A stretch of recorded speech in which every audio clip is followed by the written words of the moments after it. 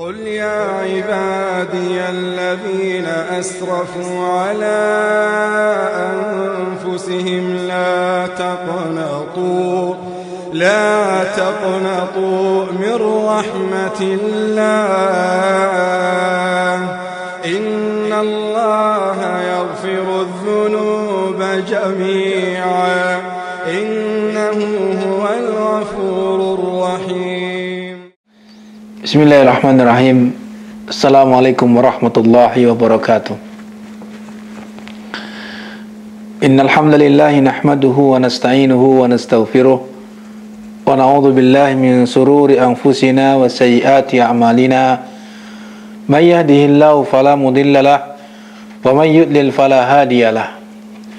Wa asyhadu an la ilaha illallah wahdahu la syarika lahu wa asyhadu anna Muhammadan 'abduhu wa rasuluh. Allahumma salli ala Muhammad wa ala alihi wa sahbihi wa man tabi'ahum bi ihsanin ila yaumiddin. Amma ba'du, fa inna astaqal hadisi kitabullah wa khairal hadi hadi Muhammadin sallallahu alaihi wasallam wa syarral umuri muhdatsatuha wa kullu muhdatsatin bid'ah wa kullu bid'atin dhalalah wa kullu dhalalatin finnar. Ahibati fillah, akramani wa akramakumullah. Kita bersyukur kepada Allah Subhanahu wa taala pada kesempatan kali ini kita bisa bertemu kembali untuk melanjutkan kajian kita tentang mukaffiratudz dzunub. Di mana pada pertemuan sebelumnya telah kita sampaikan beberapa amalan yang merupakan amal-amal saleh yang dapat menghapuskan dosa-dosa. Di antaranya adalah as-salawatul khams, adalah salat 5 waktu. Antara salat yang satu dengan salat berikutnya adalah sebagai kafarah di antara keduanya. Kemudian isbaghul wudu, yaitu menyempurnakan wudu. Demikian pula di antara amal soleh yang lain yang dapat menghapuskan dosa yang kita sampaikan pada pertemuan yang lalu adalah al-masyu ila shalah, berjalan kaki menuju masjid untuk melaksanakan sholat. Kemudian yang selanjutnya adalah antara Jumat dengan Jumat yang selanjutnya, maka seorang yang mengikuti, yang melaksanakan sholat Jumat dengan sempurna, mendengarkan khutbahnya, rukuknya, dan seterusnya, maka akan menjadi penghapus di antara kedua Jumat, dari yang satu kepada Jumat berikutnya, bahkan ditambah dengan 10 hari berikutnya, atau ditambah dengan 3 hari berikutnya, sehingga menjadi 10 hari. Kemudian yang selanjutnya, pembahasan yang terakhir pada pertemuan yang telah lalu adalah berpuasa di bulan Ramadan.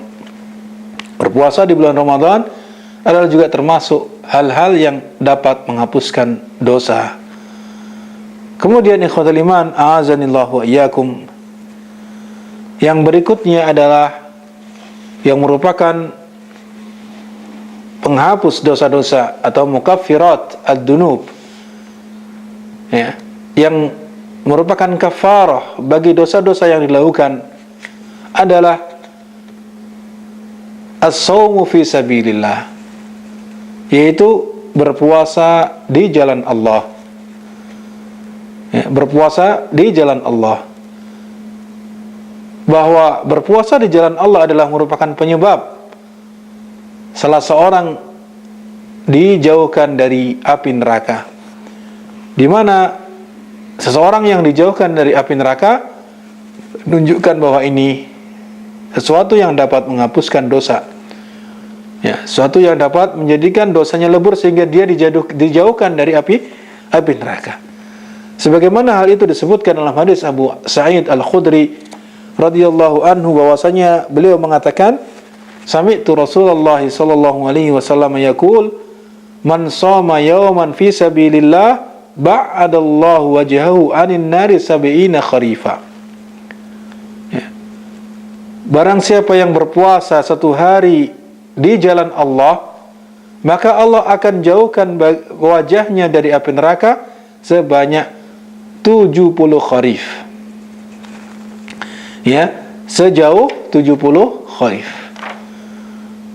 Barang siapa yang berpuasa 1 hari di sabilillah, di jalan Allah Subhanahu wa taala, maka Allah akan jauhkan dia, ya, jauhkan wajahnya dari api neraka sejauh 70 kharif. Di mana para ulama, di antaranya Ibnu Jauzi rahimahullah, ya, beliau menjelaskan tentang makna fi sabilillah dalam ayat tersebut, artinya berpuasa fi sabilillah tersebut. Beliau mengatakan idza utliqa fi sabilillah al-murad bihi al-jihad. Apabila, ya, fi sabilillah dimutlakkan secara umum, ya, dimutlakkan lafadznya, maka yang dimaksud adalah jihad. Adapun Al-Qurtubi rahimahullah mengatakan bahwa sabilillah adalah taatullah, ketaatan kepada Allah. Fal murad man shoma qasidan wajh Allah. Dan beliau menjelaskan bahwa yang dimaksud dalam man shoma yauman fi sabilillah adalah barang siapa yang berpuasa yang tujuannya untuk Allah Subhanahu wa taala. Tujuannya untuk Allah Subhanahu wa taala. Ini, maka, ya, seseorang yang berpuasa karena mengharapkan wajah Allah Subhanahu wa taala, maka dia akan mendapatkan keutamaan ini, sebagaimana hal itu dijelaskan oleh Imam Al-Qurtubi ketika beliau memaknai berpuasa di jalan Allah. Kemudian ikhwatal iman, azanillahu wa iyyakum, bahwa hadis ini adalah hadis yang diriwayatkan oleh Bukhari, yang mana beliau menyebutkan dalam bab fadlus shaum fisabilillah, dalam bab keutamaan berpuasa di jalan Allah. Imam Muslim menyebutkan hadis tersebut dalam bab fadlus siyam fisabilillah bil lafadz man shoma yauman fisabilillah azza wa jalla ba'adallahu wajhahu anin nari sab'ina kharifa. Ini diantara hadis yang menunjukkan bahwasanya berpuasa di jalan Allah Subhanahu wa taala adalah menyebabkan pelakunya akan dijauhkan dari api neraka. Kemudian ikhwatal iman, akramani wa akramakumullah, ya, di antara amal yang lain yang dapat menjadikan pelakunya dihapuskan dosanya adalah qiyamul Ramadan. Adalah melaksanakan salat malam di bulan Ramadan. Ya, karena itu adalah merupakan termasuk hal-hal yang dapat menyebabkan, ya, menyebabkan diampuninya dosa-dosa. Yang dimaksud dengan qiyam Ramadan adalah salatut tarawih, adalah salat tarawih. Sebagaimana hal itu diungkapkan oleh Imam An-Nawawi rahimahullah, ya, berkaitan dengan masalah makna yang dimaksud dengan qiyam Ramadan, bahwasanya beliau menyebutkan bahwa yang dimaksud adalah salatut tarawih. Dan qiyamul lail di sini, ya, bahwa sangat ditekankan sekali oleh Rasulullah sallallahu alaihi wasallam, di mana Rasulullah sallallahu alaihi wasallam mencontohkan kepada sahabat-sahabatnya. Kemudian Rasulullah sallallahu alaihi wasallam bersabda, ya, tentang keutamaan berpuasa keutamaan seseorang yang melaksanakan salat di malam hari di bulan Ramadan, sebagaimana apa yang disabdakan Rasulullah SAW, man qama Ramadhana imanan wa ihtisaban ghufira lahu ma taqaddama min dhanbi. Barang siapa yang berpuasa, atau barang siapa yang menegakkan bangun malam melaksanakan salat qiyam Ramadan, melaksanakan salat di malam-malam bulan Ramadan karena dua hal, imanan wa ihtisaban, ya, betul-betul beriman kepada Allah, ya, betul-betul beriman kepada Allah Subhanahu wa taala. Kemudian ihtisaban, dia mengharapkan wajah Allah, mengharapkan pahala Allah Subhanahu wa taala. Maka Allah Subhanahu wa taala akan mengampuni dosa-dosanya. Ghufira lahu ma taqaddama min dhanbi. dia akan diampuni dosanya dari apa yang telah lalu.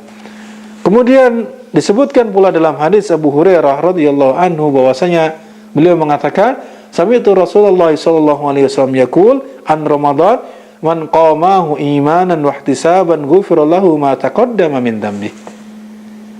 Ya, barang siapa yang qiyam melaksanakan salat malam di waktu bulan Ramadan dengan imanan dan penuh keimanan dan ihtisaban mengharapkan pahala dari Allah, maka akan diampuni dosa-dosanya yang telah lalu.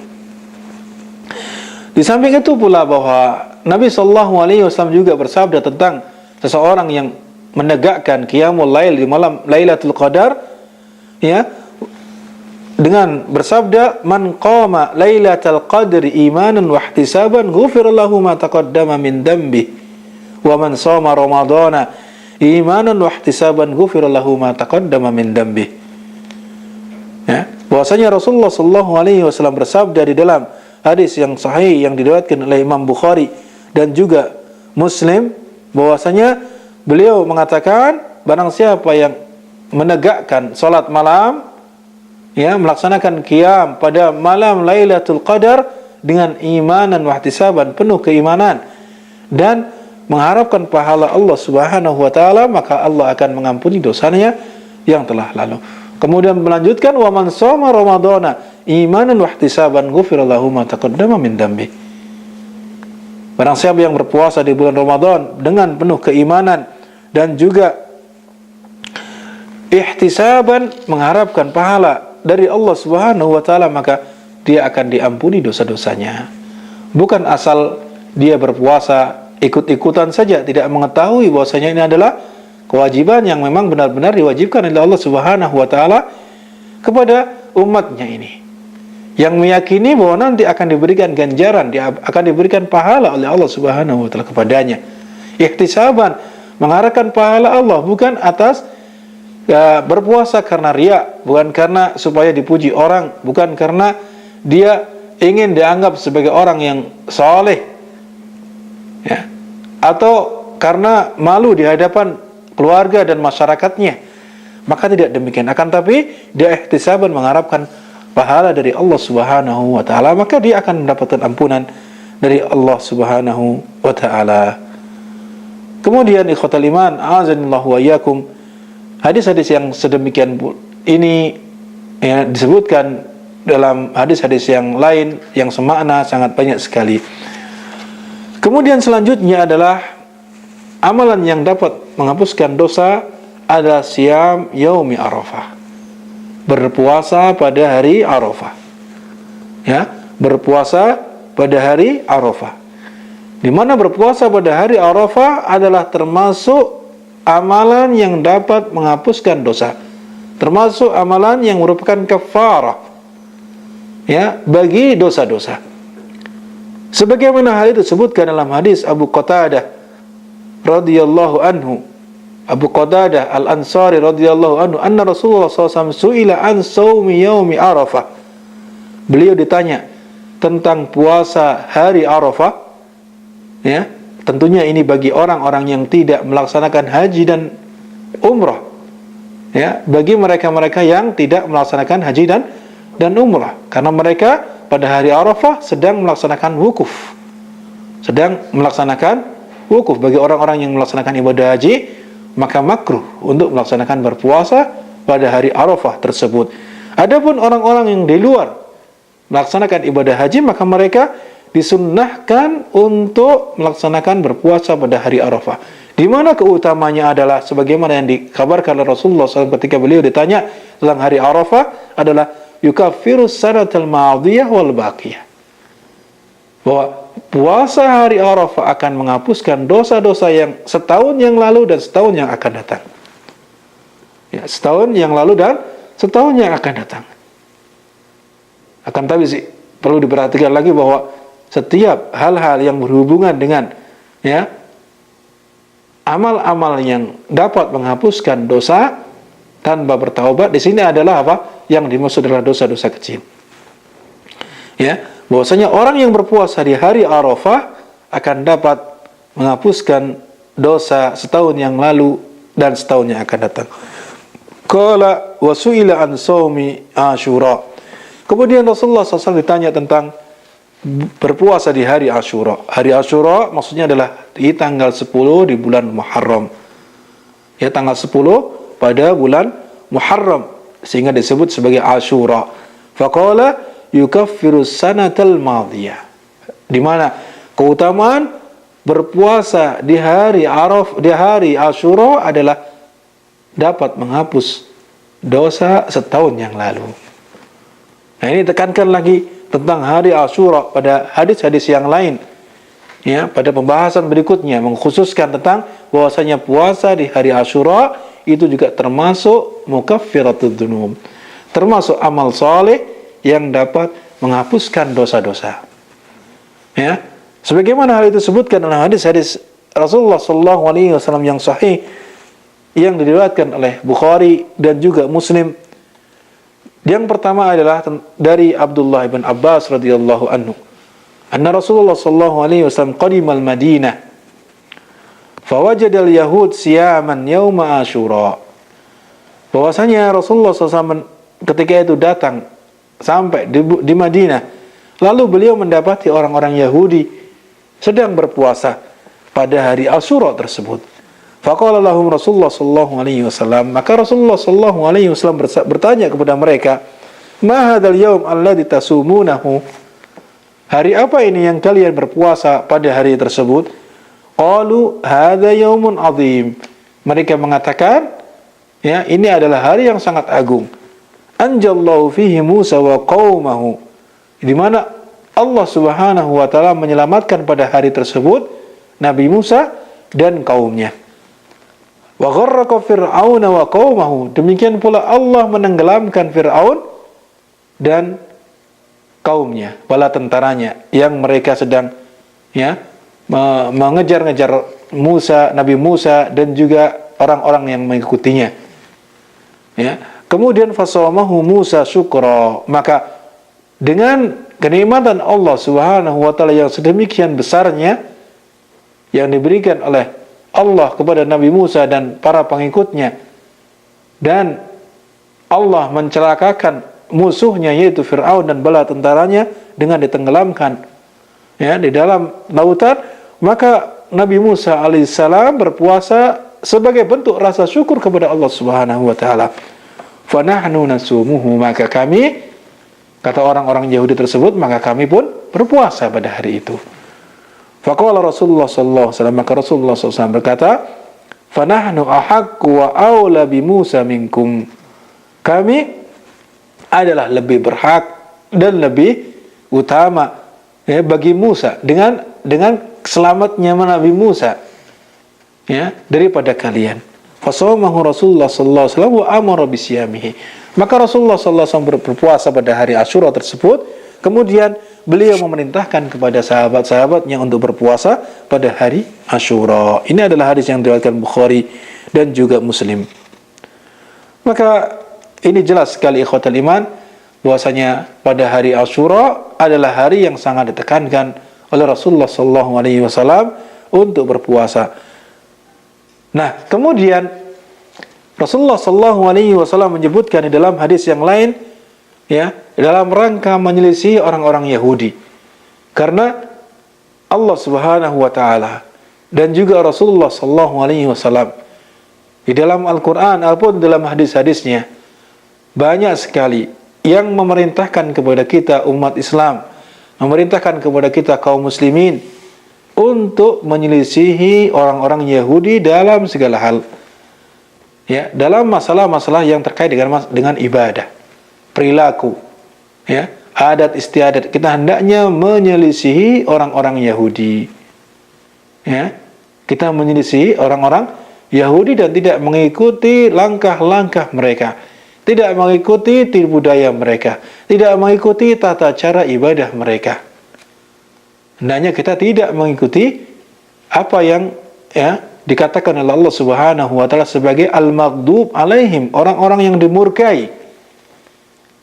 Orang-orang yang dimurkai. Padahal kita senantiasa mengumandangkan doa kepada Allah Subhanahu wa taala pada setiap salat kita, bahkan lebih dari sekali, bahkan sehari semalam. Untuk salat fardu saja kita membacanya sebanyak 17 kali. Ihdinas siratal mustaqim, tunjukilah aku jalan yang lurus. Siratal ladzina an'amta alaihim, yaitu jalannya orang-orang yang engkau beri nikmat. Ghairil maghdubi alaihim, yaitu bukan jalannya orang-orang yang engkau murkai. Para ulama menjelaskan orang-orang yang engkau murkai adalah mereka orang-orang Yahudi yang memiliki sifat mereka mengetahui, memiliki ilmu, tapi tidak mau mengamalkan ilmunya.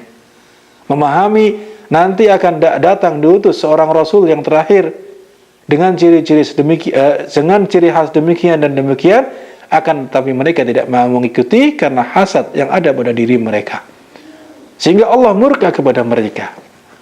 Kemudian waladhdallin, tidak pula orang-orang yang sesat, yaitu orang-orang Nasrani. Maka sekali lagi ikhwatul iman, di sini di antara bentuk amalan yang diajarkan oleh Rasulullah SAW agar menyelisihi orang-orang Yahudi, maka Rasulullah SAW berniat untuk berpuasa di hari sebelumnya, yaitu tanggal 9 dan juga tanggal 10 di tahun yang akan datang. Sebagaimana disebut dalam hadis Abdullah ibn Abbas radhiyallahu anhu, beliau mengatakan, qala Rasulullah sallallahu alaihi wasallam, la in baqaitu ila qabil la asumanna at-tasi', atau kama qala sallallahu alaihi wasallam, rawahu Muslim. Bahwasanya beliau mengatakan, jika saja saya akan sampai, artinya beliau umurnya sampai pada tahun yang akan datang, tahun yang akan datang, maka beliau berniat untuk berpuasa pada hari ke-9-nya. Pada hari ke-9-nya. Di dalam hadis-hadis yang lain menyebutkan bahwasanya beliau juga memerintahkan agar menyelisih orang-orang Yahudi dengan berpuasa sehari sebelumnya atau sehari setelahnya. Dengan sehari sebelumnya atau sehari setelahnya. Intinya bahwa pada puasa di hari Asyura, adalah memiliki keutamaan yang sangat besar, yaitu akan diampuninya orang-orang yang melaksanakannya setahun dari dosa-dosanya yang lalu. Kemudian ikhwatul iman karamani wa karamakumullah, di antara amal ibadah yang lainnya yang merupakan amal yang dapat menghapuskan dosa adalah ibadah umrah. Bagi kita yang memiliki keluasan rezeki, bagi kita yang memiliki keluasan waktu dan kesempatan, memiliki tenaga dan fisik yang kuat, maka hendaknya laksanakan ibadah umrah ini. Jangan ketika kita memiliki uang, kita gunakan untuk hal-hal yang tidak ada manfaatnya, untuk hal-hal yang tidak bermanfaat. Seseorang mengumpulkan uang dalam rangka berrekreasi atau rihlah ke negara-negara yang di sana ternyata hanya untuk tujuan berpariwisata saja. Negara-negara kafir lagi, seperti mungkin pergi ke Australia, atau mungkin pergi ke Jepang, atau pergi ke Singapura dan seterusnya. Maka ini adalah hal-hal yang sifatnya akan dituntut oleh Allah Subhanahu wa taala nanti di hadapannya. Untuk apa harta yang telah engkau dapatkan?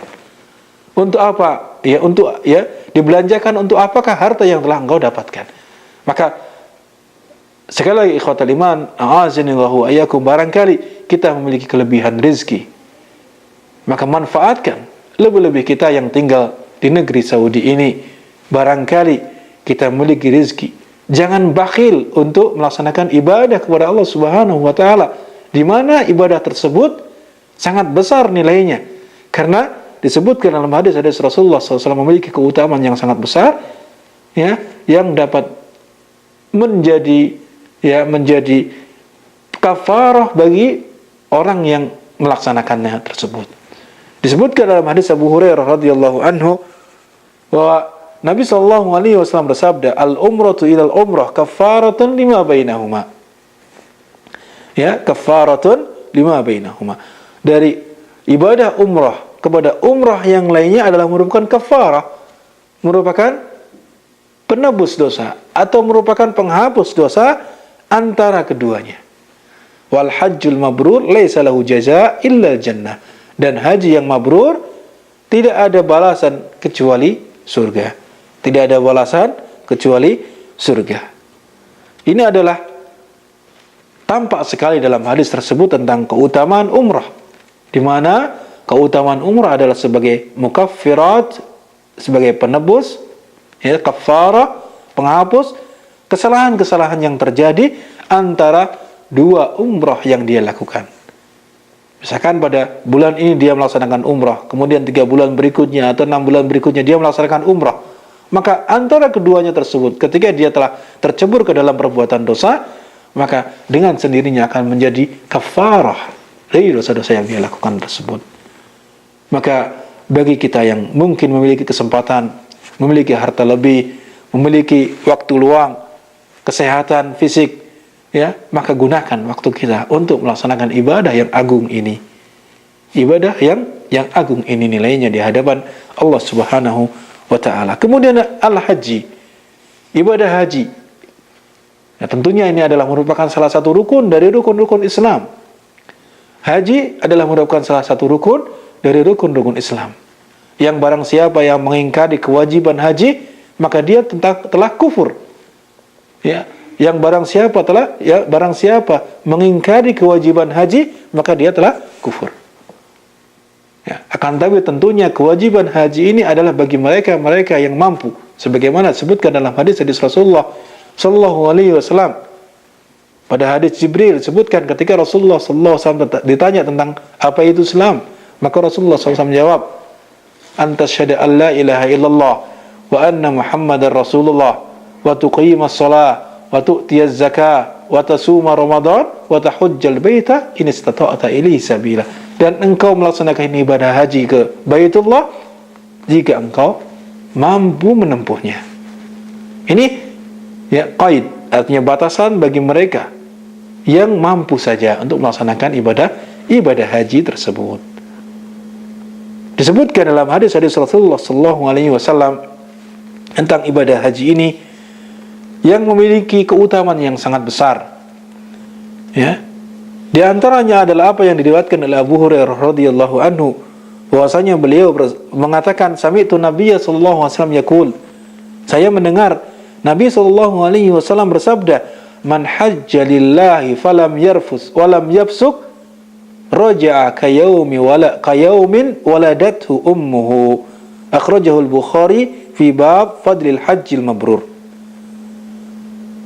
Ini adalah keutamaan haji yang mabrur, di mana Nabi sallallahu alaihi wasallam sebagaimana apa yang diucapkan, yang didengar oleh Abu Hurairah, beliau bersabda, barang siapa yang haji untuk Allah, artinya dia harapannya, tujuannya dia melaksanakan haji adalah untuk Allah Subhanahu wa taala, ikhlas kepada Allah Subhanahu wa taala, karena di antara sebab diterimanya amal ibadah adalah ikhlas kepada Allah Subhanahu wa taala, dan syarat kedua adalah mutaba'ah, mengikuti petunjuk Rasulullah sallallahu alaihi wasallam. Karena dalam masalah haji, Rasulullah sallallahu alaihi wasallam bersabda kepada sahabat-sahabatnya, kepada umatnya ini, "Khudhu anni manasikakum." Ambillah ya oleh kalian dariku manasik haji ini, ibadah haji ini. Artinya tata cara ibadah haji hendaknya kita mencontoh apa yang dilakukan oleh Rasulullah sallallahu alaihi wasallam, bukan mencari cara-cara yang lain atau membuat cara-cara sendiri di dalam melaksanakan ibadah haji tersebut sehingga tidak sesuai dengan petunjuk Rasulullah SAW. Maka bagi orang yang tidak ikhlas kepada Allah dalam hajinya, bagi orang yang tujuannya untuk dunia, bagi orang yang tujuannya untuk sesuatu yang sementara saja, di sisi yang lain dia juga tidak mengikuti petunjuk Rasulullah SAW, maka hajinya bukan haji mabrur. Kemudian ditambah falam yarfus, dia tidak berbuat rafas. Para ulama menjelaskan, ya, di antaranya adalah Syekh As-Sa'di rahimahullah ketika beliau menafsirkan ayat yang berhubungan dengan haji ini, yang disebutkan dalamnya fala rafasa wala fusuqa wala jidala fil hajj. Maksud kata-kata atau kalimat fala rafas di dalam hadis fala yarfus itu adalah bermakna al-jima wa muqaddimatuha. Itu hal-hal yang berhubungan di jima dan hal-hal yang berhubungan dengan hubungan suami istri dan muqaddimahnya. Maka barang siapa yang tidak berhubungan dengan suami istri, berhubungan antara suami istri, ataupun melakukan hal-hal yang terkait dengan muqaddimahnya, seperti berciuman atau mungkin bermesraan, ya, dan seterusnya, baik itu ucapan ataupun perbuatan, kata beliau rahimahullah ketika memaknai kata firman Allah Subhanahu wa ta'ala fala rafasa wala fusuqa wala jidala fil hajj, ya, terkait dengan dua hal, baik itu ucapan ataupun perbuatan yang menuju kepada arah berhubungan suami istri, maka itu adalah termasuk rafas. Maka seseorang yang ingin hajinya mabrur, syaratnya adalah falam yarfus, dia tidak melakukan hal-hal yang tadi. Kemudian walam yafsuk, tidak berbuat fasik, tidak berbuat maksiat. Ya, beliau ketika menjelaskan tentang fala rafasa wala fusuqa ay wala maksiatan, wala maksiata lillahi ta'ala, tidak bermaksiat kepada Allah Ta'ala, tidak berbuat kemaksiatan kepada Allah Ta'ala, baik itu ucapan ataupun perbuatan. Kemudian disebutkan dalam hadis ini raja'a kayaumin waladathu ummuhu, maka dia kembali setelah hajinya, kembali ya seperti dia ya ketika dilahirkan oleh ibunya, seperti dia dilahirkan oleh ibunya. Ini menunjukkan diampuni segala dosa-dosanya, karena dia seperti seorang bayi yang baru lahir, yang tidak membawa dosa sama sekali. Dan para ulama berkaitan dengan masalah keutamaan haji ini, apakah juga dapat menghapus dosa besar, maka pendapat yang rajih adalah dapat juga menghapus dosa-dosa yang besar, sebagaimana keumuman hadis-hadis yang ada, Allahu a'lam bishawab. Demikian pula dalam hadis yang lain yang diriwayatkan pula oleh Abu Hurairah radhiyallahu anhu, yang dikeluarkan oleh Imam Bukhari, ya, di dalam bab fala rafas, ya, dalam bab fala rafas, bahwasanya beliau ya mengatakan qala Rasulullah sallallahu alaihi wasallam man hajja hadzal bait, barang siapa yang berhaji di rumah ini, maksudnya Baitullah, falam yarfus walam yafsuk, dia tidak berbuat rafas, tidak melakukan ucapan-ucapan atau perbuatan-perbuatan yang mengarah kepada berhubungan suami istri, tidak pula berbuat fasik, artinya berbuat kemaksiatan, baik itu ucapan ataupun perbuatan, raja'a kama waladathu ummuhu, dia kembali seperti ketika dia dilahirkan oleh ibunya, ya, seperti dia dilahirkan oleh ibunya. Kemudian pula disebutkan dalam hadis yang lain, Abu Hurairah meriwayatkan, qala, beliau mengatakan, su'ilan Nabi sallallahu alaihi wasallam, Nabi sallallahu alaihi wasallam ditanya, ayyul a'mali afdal, apa amalan yang paling afdal? Qala imanun billah wa rasulihi, itu beriman kepada Allah dan Rasulnya. Ini amalan yang paling afdal, kata Rasulullah sallallahu alaihi wasallam. Qila thumma madza, kemudian ditanyakan lagi kepada beliau, kemudian apa lagi? Qala jihadun fi sabilillah, kemudian berjihad fi sabilillah. Ya, amalan yang selanjutnya yang dikatakan oleh Rasulullah SAW sebagai amalan yang afdal adalah jihad fi sabilillah. Qila thumma madza, kemudian Rasulullah SAW ditanya lagi, kemudian apa lagi? Maka Rasulullah SAW mengatakan hajjun mabrur, haji yang mabrur. Maka ini diantara keutamaan haji yang perlu hendaknya bagi kita yang mampu, ya, bagi kita yang mampu untuk melaksanakannya, maka segera untuk laksanakan, jangan sampai ditunda-tunda, jangan menunggu sudah tua terlebih dahulu, ya, padahal kemampuan secara fisik, kemampuan secara harta, kemampuan ya keamanan dalam perjalanan juga tidak terhalangi, ya, kemampuan dalam perjalanan juga tidak terhalangi. Maka Pak, segerakan kalau bisa, jangan sampai diundur-undur, jangan sampai diundur-undur. Kemudian yang selanjutnya, khotel iman, a'azanillahu wa iyyakum, ya, a'azanillahu wa iyyakum, yaitu muwafaqatu ta'minil imam ta'minal malaikah. Ya, ta'minal malaikah.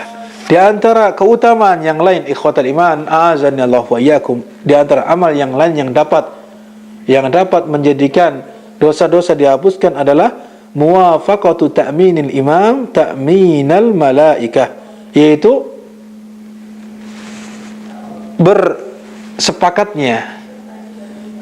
bersepakatnya antara aminnya imam dengan aminnya malaikat.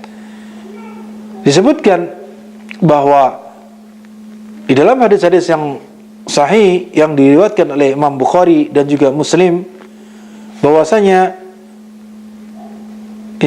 apabila aminnya imam bertepatan dengan aminnya para malaikat, maka itu akan menjadikan diampuni dosa-dosanya. Abu Hurairah radhiyallahu anhu bersabda bahwasanya Rasulullah sallallahu alaihi wasallam, Abu Hurairah radhiyallahu anhu mengatakan bahwasanya Rasulullah sallallahu alaihi wasallam bersabda, qala idza qala al-imamu sami Allahu liman hamida faqulu Allahumma rabbana lakal hamdu fa inna man wafaqa qawlahu qawlal malaika ghufira lahu ma taqaddama min dhanbi.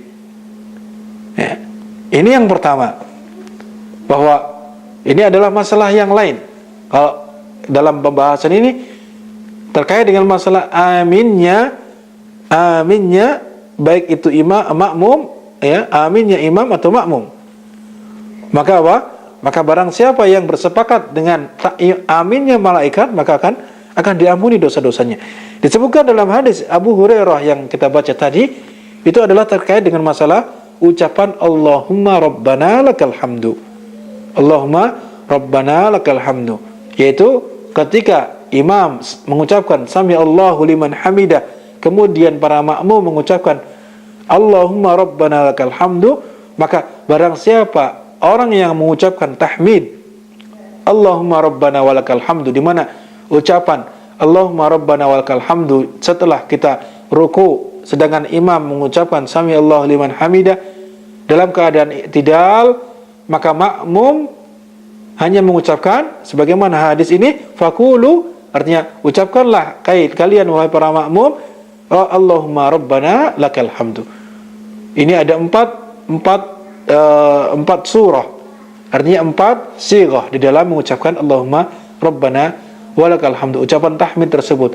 Pertama, bisa dengan mengucapkan rabbana lakal hamdu, rabbana lakal hamdu. Yang kedua, rabbana walakal hamdu, rabbana walakal hamdu, ditambah waw. Kemudian yang ketiga, Allahumma rabbana lakal hamdu, tidak ada wawunya, akan tapi ditambah Allahumma rabbana lakal hamdu. Sedangkan yang terakhir adalah yang lengkap, yaitu Allahumma rabbana walakal hamdu, ada Allahumma, ada wawunya, Allahumma rabbana walakal hamdu. Itu semua boleh. Di 4 cara membaca tahmid tersebut setelah ruku itu boleh. Nah, barang siapa yang ucapan Allahumma rabbana walakal hamdu, tahmidnya tersebut bersepakat dengan apa? Artinya bertepatan dengan ucapan para malaikat, maka dia akan diampuni dosa-dosanya yang telah lalu. Ini berkaitan dengan masalah tahmid setelah ruku. Kemudian disebutkan dalam hadis yang lain bahwa Nabi sallallahu alaihi wasallam dari jalur Abu Hurairah radhiyallahu anhu, Nabi sallallahu alaihi wasallam bersabda, "Idza ammana al-qari fa amminu." Barang siapa orang yang membaca mengucapkan amin, maka ucapkanlah amin. Barang siapa yang mengucapkan amin, artinya membaca surat Al-Fatihah, waladhdallin, kemudian amin, fa aminu, maka ucapkanlah amin. Fa innal malaikatu aminu, maka sesungguhnya para malaikat juga mengucapkan amin. Faman wafaqa ta'minahu, faman wafaqa ta'minahu ta'minal malaikah, barang siapa yang ucapan aminnya bertepatan dengan ucapan malaikat, maka ghufira lahu ma taqaddama min dhanbi, maka dia akan diampuni dosa-dosanya yang telah lalu. Maka di sini yang dimaksud adalah ta'minul ma'mum, yaitu aminnya makmum. Tadi judulnya adalah imam, maka ini yang dimaksud adalah aminnya makmum, karena imam mengucapkan amin terlebih dahulu. Sebutkan barang siapa seorang yang baca, baik itu imam atau yang lainnya, ketika dia membaca mengucapkan amin, maka yang mendengarkannya baik itu makmum mengucapkan amin. Nah, barang siapa yang ucapan amin makmum tersebut bertepatan dengan ucapan amin bagi para malaikat, maka maka dia akan mendapatkan ampunan dari dosa-dosanya yang telah lalu.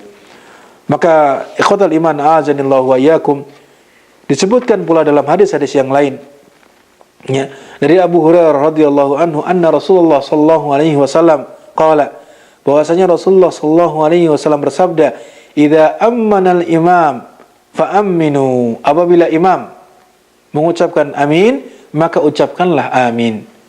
Fa innahu man wafaqa ta'minahu ta'minal malaikah, maka barang siapa yang ucapan aminnya bertepatan dengan ucapan aminnya para malaikat, ghufira lahu ma taqaddama min dambi, ghufira lahu ma taqaddama min dambi, maka akan diampuni dosa-dosanya yang telah lalu. Tadi bahwa yang pertama, hadis yang pertama adalah umum sifatnya bagi setiap orang yang membaca amin, maka hendaknya ikut membaca amin bagi orang yang mendengarkan. Sedangkan ini adalah pada khusus imam, yaitu menjelaskan bagi imam yang mengucapkan amin, maka makmumnya mengucapkan amin, diperintahkan untuk mengucapkan amin.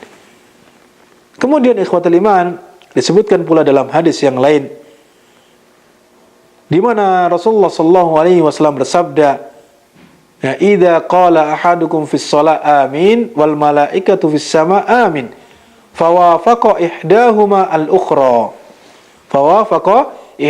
al-ukhra ghufira lahu ma taqaddama min dambi, ghufira lahu ma taqaddama min dambi. Ya, barang siapa, ya, di sini sebutkan apabila salah seorang di antara kalian mengucapkan salah seorang di antara kalian dalam salatnya mengucapkan amin, maka para malaikat di atas langit mengucapkan amin. Fawafaqa ihdahuma al-ukhra, maka akan bertepatan antara salah seorang di antara mereka, ya, dengan yang lainnya. Maka ketika bertepatan ucapan amin yang ada di bumi dan ada yang di langit, maka ghufira lahu ma taqaddama min dambi, maka akan diampuni dosa-dosanya yang telah lalu. Kemudian juga disebutkan dalam hadis yang lain, ya, yang sangat banyak sekali tentang masalah-masalah yang berhubungan dengan ucapan para malaikat, ya, ucapan para malaikat dengan ucapan aminnya para makmum, maka ini akan mendapatkan keutamaan yang sangat besar, yaitu akan diampuninya dosa-dosa yang telah lalu. Maka itu saja yang dapat saya sampaikan pada pertemuan kali ini. Mudah-mudahan apa yang kita sampaikan akan menambah ilmu bagi kita dan bermanfaat dalam kehidupan kita sehari-hari. Wassallallahu ala nabiyyina Muhammad wa ala alihi wa sahbihi ajma'in. Assalamualaikum warahmatullahi wabarakatuh. Allah